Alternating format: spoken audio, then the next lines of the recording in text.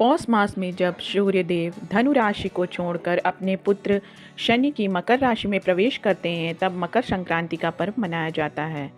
माना जाता है कि भगवान सूर्य अपने पुत्र शनि से मिलने स्वयं उनके घर जाते हैं और शनि मकर राशि के स्वामी हैं, इसलिए इस दिन को मकर संक्रांति के नाम से जाना जाता है। मकर संक्रांति के दिन ही गंगा जी भागीरथी के पीछे पीछे चलकर कपिल मुनि के आश्रम से होती हुई सागर में जा मिली थी। पवित्र नदी गंगा का भी इसी दिन धरती पर अवतरण हुआ था, इसलिए मकर संक्रांति का पर्व मनाया जाता। मकर संक्रांति के दिन से सूर्य की उत्तरायण गति प्रारंभ हो जाती है, इसलिए मकर संक्रांति को उत्तरायण भी कहते हैं। उत्तरायण को देवताओं का दिन अर्थात सकारात्मकता का प्रतीक माना जाता है।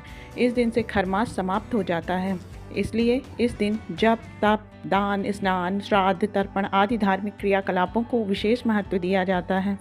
महाभारत में पितामह भीष्म ने सूर्य के उत्तरायण होने पर ही स्वेच्छा से शरीर का परित्याग किया था।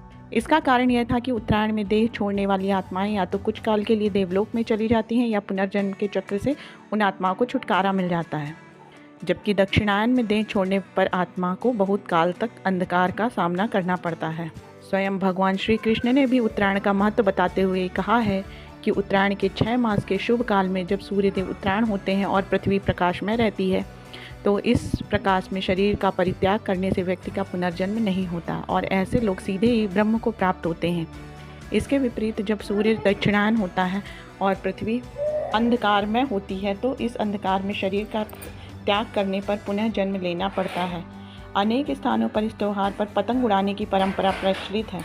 लोग दिन भर अपनी छतों पर पतंग उड़ाकर हर्षोल्लास के साथ इस उत्सव को मनाते हैं।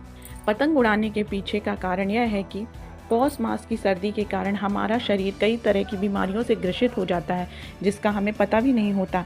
इस मौसम में त्वचा भी रूखी हो जाती है, इसलिए जब सूर्य उत्तरायण होता है तब इसकी किरणें हमारे शरीर के लिए औषधि का काम करती हैं और पतंग उड़ाते समय हमारा शरीर सीधे सूर्य की किरणों के संपर्क में आता है, जिससे अनेक शारीरिक रोग जो हम जानते ही नहीं वे स्वतः ही नष्ट हो जाते हैं।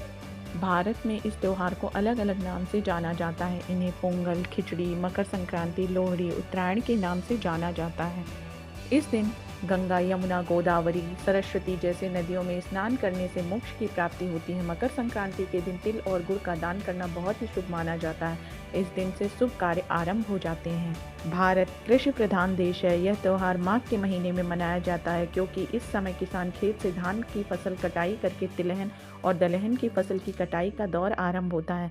शरद ऋतु का अंत तथा बसंत ऋतु का आरंभ होता है, इसलिए किसान मकर संक्रांति को बहुत धूमधाम से मनाते हैं। उत्तर भारत में संक्रांति के पर्व को खिचड़ी के नाम से जाना जाता है। इस दिन खिचड़ी खाने का प्रावधान है। खिचड़ी में चावल, दाल, तिल को एक साथ मिलाकर पकाया जाता है, जिसे पेट की प्रक्रिया को ठीक करता है। बहुत सुपाच्य भोजन होता है, स्वास्थ्य के लिए ठीक रहता है। मकर संक्रांति के दिन स्नान करने से ग्रह दोष दूर होते हैं। इस दिन कंबल, तिल, काला उड़द, गुड़ का दान करने से मोक्ष की प्राप्ति होती है।